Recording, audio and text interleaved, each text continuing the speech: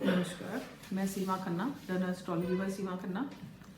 आज हम बात करेंगे मंगल के ट्रांजिट पर। और मंगल का गोचर अभी तुला लगन से तुला राशि से वृश्चिक राशि में हो रहा है।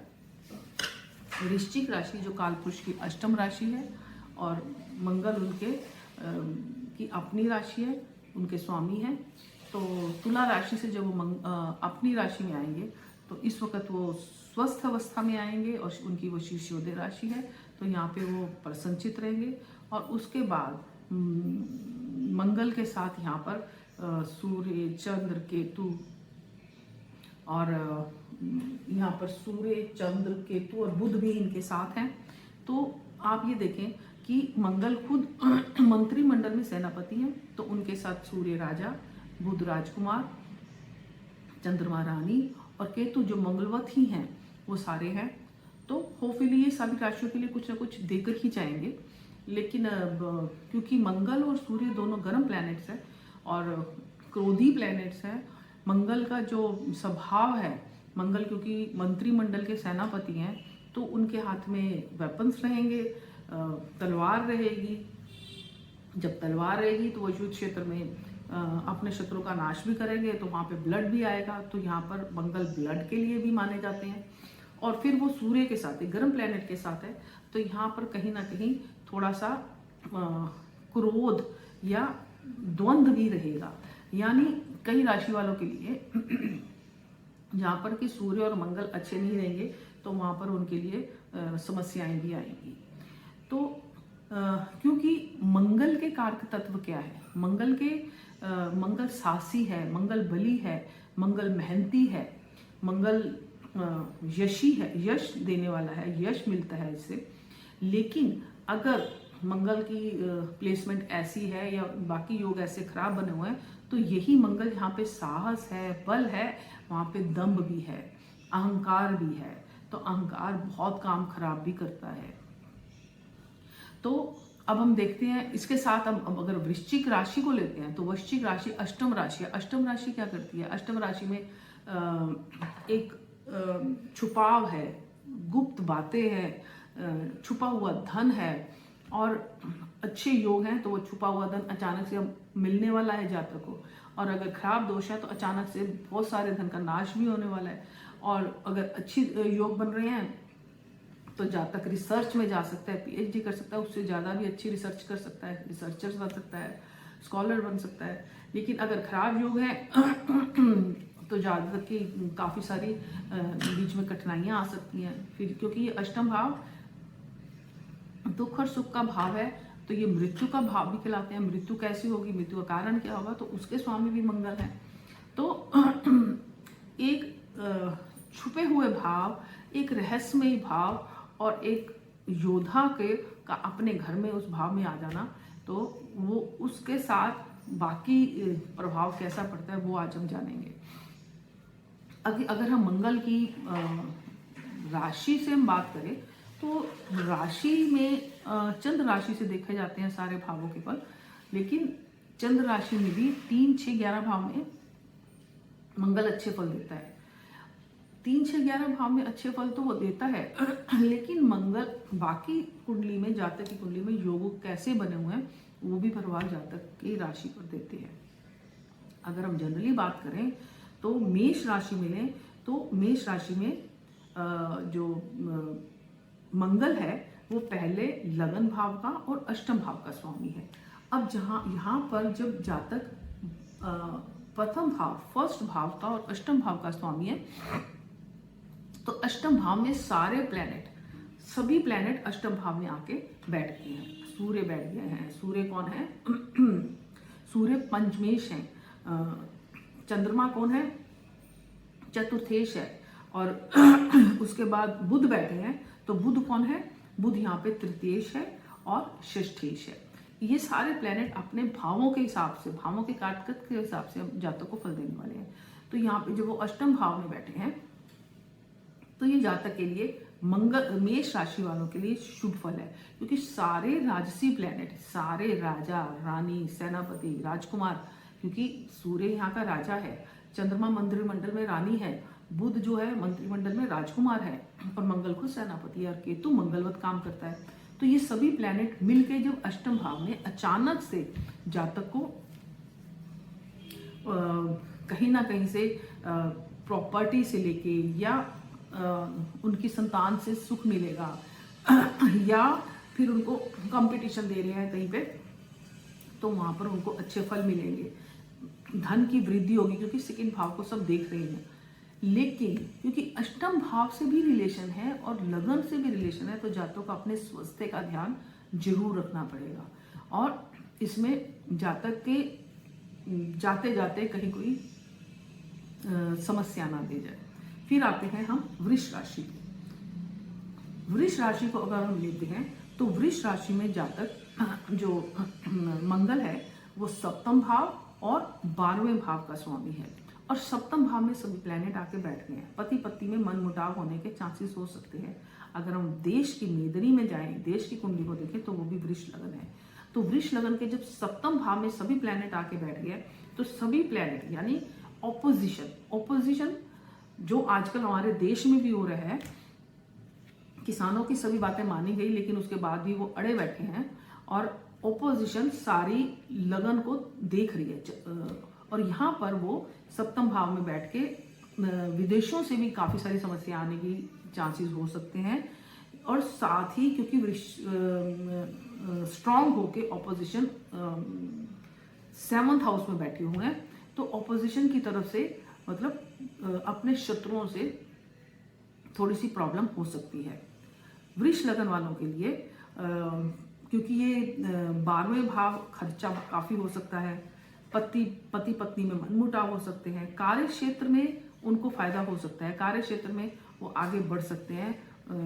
इसी तरह देश में भी हमारे कार्य क्षेत्र में हमारी जो अर्थव्यवस्था में सुधार हो सकता है होएगा, लेकिन ऑपोजिशन काफी शोर मचाएगी जो आजकल हम मीडिया पे दिखते भी है। उसके बाद हम लेते हैं मिथुन राशि। मिथुन राशि में ये षष्ठेश है और 11वें भाव का स्वामी है। यहाँ पे मिथुन राशि वालों के लिए बहुत अच्छे फल देगा क्योंकि छठे भाव में बैठ के मंगल जो है कोई भी क्रूर प्लेनेट, अब यहाँ पे सूर्य मंगल बुध जिसके साथ बैठता है वैसा बन जाता है केतु, सभी प्लेनेट क्रूर बैठे तो यहाँ पे शत्रुओं का नाश होगा। छठे भाव में बैठ के अच्छे फल देता है, सभी शत्रुओं का नाश होगा और जातक आगे जहां भी कोई कंपटीशन में जाना है या कुछ करने की सोच रहा है तो उसको फायदा होगा। जो यहाँ पे आर्मी में हैं या लॉयर हैं या डॉक्टर्स हैं उन लोगों को आय में वृद्धि होगी, आगे तरक्की करेंगे, बड़े भाइयों से अच्छे शुभ समाचार मिलेंगे। उसके बाद हम आते हैं कर्क राशि पे। कर्क राशि वालों के लिए यह योग कारक प्लैनेट है मंगल, जो कि 5वां और 10वां लॉर्ड है और पंचम भाव में बैठा है। पंचम भाव में बैठ के मंगल विदेशों को भी देख रहा है और 11th हाउस में भी देख रहा है। तो कर्क लगन वालों के लिए भी यह अच्छा फल देने वाला है। क्या देने वाला है? मंगल यहाँ बैठ के उनके कार्य क्षेत्र में वृद्धि देने वाला है क्योंकि 10th लॉर्ड भी है मंगल और संतान सुख प्राप्त होने वाला है। हाँ, क्योंकि मंगल पंचम भाव में बैठे हुए हैं सभी प्लैनेट, तो कहीं ना कहीं संतान की तरफ से उनको थोड़ी सुख तो मिलेगा लेकिन कहीं ना कहीं कोई चिंता भी आने वाली है। और क्योंकि ये चतुर्थ दृष्टि से वो अष्टम भाव को देख रहे हैं मंगल, तो अचानक से कुछ धन प्राप्ति के भी चांसेस बनते हैं। उसके बाद हम देखते हैं सिंह लगन के लिए। सिंह लगन के लिए भी ये योग कारक प्लैनेट है जो कि चतुर्थ और 9वें भाव का स्वामी है। चतुर्थ भाव में बैठे हुए सभी प्लैनेट लग्नेश सूर्य है और वो मंगल के साथ बैठे हैं और वो 10th हाउस को देख रहे हैं और 9th भाव है। तो ऐसे जातकों के लिए प्रॉपर्टी, कार्य, पिता से सुख, पिता की थोड़ी सी उनको स्वास्थ्य की ध्यान रखना पड़ेगा, बाकी उनको हर तरफ से अच्छा फल मिलने वाला है। कोई प्रॉपर्टी डीलर है उनको तो प्रॉपर्टी का काम करते हैं, उनके लिए तो बल्ले बल्ले है।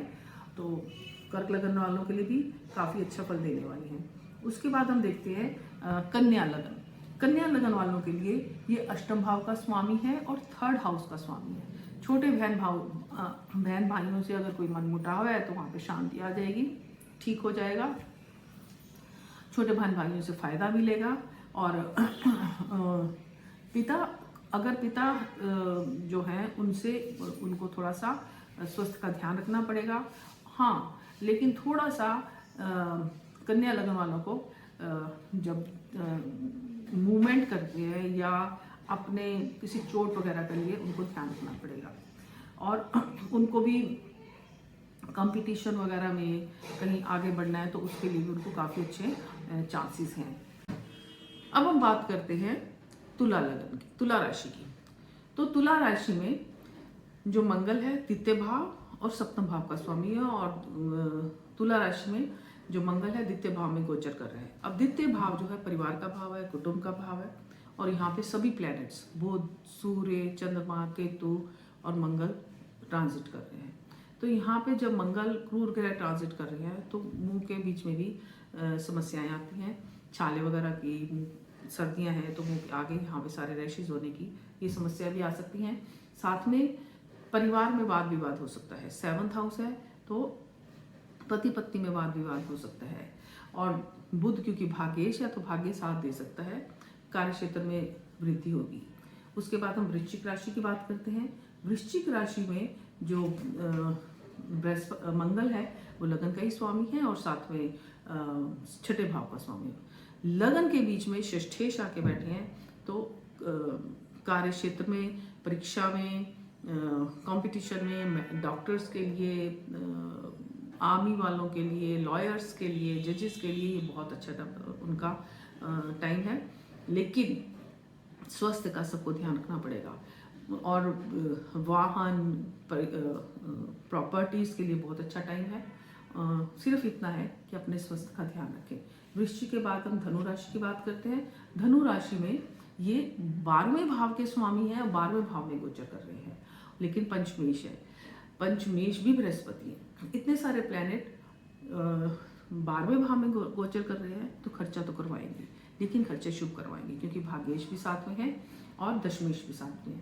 तो यहाँ पे एक संभावना ये बनती है कि जातक अपनी विद्या के लिए या स्टडी के लिए विदेश जा सकता है, विदेश में अपनी पढ़ाई के लिए खर्चे कर सकते हैं, उसके लिए शुरुआत कर सकते हैं, या वहाँ पे एडमिशन ले सकते हैं, या वहाँ पे उनको कोई कुछ भी अच्छा करने की संभावनाएं हो सकती हैं। उसके बाद हम बात करते हैं मकर राशि की। तो मकर राशि में जो मार्स है वो 11वें भाव से ट्रांजिट कर रहा है, जो कि 4th लॉर्ड भी है। 11वां भाव जो है वो आय का भाव है, और वहाँ पे जो भी प्लैनेट जाता है कुछ बहुत अच्छी संभावनाएं देके जाता है, लेकिन यहाँ पे सूर्य अष्टवेश होके जा रहा है। तो यहाँ पे मंगल आय के साधनों को और खोलेगा। वाहन, प्रॉपर्टी, शिक्षा, माँ का स्वास्थ्य सब अच्छा रहेगा। तो मकर लगन वालों के लिए ये गोचर शुभ है। उसके बाद हम बात करते हैं कुंभ लगन की। कुंभ लगन वालों के लिए ये 10वें भाव का से गोचर कर रहे हैं और तृतीय भाव इनका स्वामी है। तो 10वें भाव से गोचर मकर लगन वालों के कुंभ लगन वालों के लिए या कुंभ राशि वालों के लिए अच्छा फल देने वाला है, क्योंकि सभी प्लैनेट्स यहाँ पे बैठ के उसके आय के स्रोतों को बढ़ा रहे हैं, उनके कार्य क्षेत्र को बढ़ा रहे हैं, उसके जहाँ वो उनका रहने की जगह है उसमें भी वृद्धि कर रहे हैं, वाहन में लेने की, उनकी माता के स्वास्थ्य की, इन सब में अच्छा फल आने वाला है। साथ में पत्नी की तरफ से भी अच्छी चीज़ें, अच्छी बातें उनको सुना देगी, पत्नी भी उनका अच्छा साथ देगी। उसके बाद हम बात करते हैं मीन राशि की। मीन राशि में जो मार्स है वो 9th हाउस और कुटुंब भाव के स्वामी हैं और 9th हाउस से गोचर कर रहे हैं। 9th हाउस जो पिता का भाव है, तो यहाँ पे पिता के स्वास्थ्य संबंधी थोड़ी समस्याएं आ सकती हैं, सिर्फ मार्स के कारण नहीं, क्योंकि मार्स के साथ सूर्य भी बैठे हैं और चंद्रमा, बुध और केतु भी बैठे हैं। तो इसमें आपने पिता के स्वास्थ्य का ध्यान रखें, बाकी भाग्य आपका साथ देगा और धन में वृद्धि होगी, परिवार में सौहार्द बना रहेगा। तो मीन वालों के लिए भी ये मिले जुले फल देगा। तो मार्स सभी राशियों में भिन्न भिन्न फल देने वाले हैं, लेकिन क्योंकि मार्स के साथ केतु भी बैठे हुए हैं, तो केतु जो है और मार्स कौन क्या है, मार्स मैंने अभी पहले बताया कि मार्स ब्लड को भी रिप्रेजेंट करते हैं और केतु तोड़ फोड़ को भी करते हैं। तो दोनों जब मिल जाते हैं तो वहाँ पे थोड़ी समस्याएं आ सकती हैं। तो सभी जातकों को, सभी राशि वाले जातकों के लिए है कि वो अपने स्वास्थ्य का ध्यान रखें। और जितनी देर तक मार्स इस राशि में है, बाकी मार्स इस राशि में बैठ के अपनी ही राशि में बैठे हैं तो अच्छे फल तो देंगे ही। अब मैं ये उम्मीद करती हूँ कि मार्स साहसी, बली और हाथ में वेपन्स लेके जब चल रहे हैं, सेनापति हैं, तो ओमिक्रॉन को भी वो उन्हीं वेपन से काटेंगे और पूरे विश्व में शांति बनाएंगे। इसी के साथ अपनी वीडियो को मैं विराम देती हूँ और इसी आशा के साथ कि आप सबको मेरी वीडियो पसंद आई होगी। तो अगर पसंद आई है तो प्लीज़ सब्सक्राइब कीजिए और अपने कमेंट्स दीजिए, लाइक का बटन दबाइए। और अगर आपको लगता है कि कुछ और आपको सुनना है या चाहते हैं तो प्लीज़ कमेंट में बताइए। Thank you.